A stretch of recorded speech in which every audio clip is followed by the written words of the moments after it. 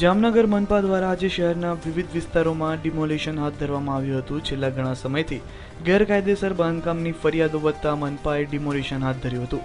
ત્યારે આજે મનપા દ્વારા એસટી રોડ પર આવેલી એક ઇમારતની બહાર ડિમોલિશ કરવામાં આવ્યું હતું। દ્વારા માર્જિન જે હોય છે તે રોડ લેવલે રાખવાની આપણી કાર્ય પદ્ધતિ પ્રમાણે 1 મહિનાથી આપણી કામગીરી ચાલુ છે।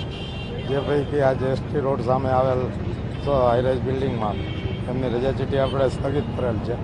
એનો માર્જિનનો પોર્શન આશરે 32/4 જે છે તે દૂર કરવાની કાર્યવાહી ચાલુ કરવામાં આવે છે।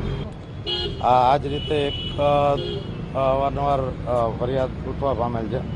જાડા વિસ્તાર આપણામાં પડ્યો તેમાં મહાપ્રભુજીની બેઠક પાસે 10 દુકાનો ગેરકાયદેસર બનાવવામાં આવેલ છે, જેને આપણે 262ની નોટિસ ઇસ્યુ કરી દીધી છે।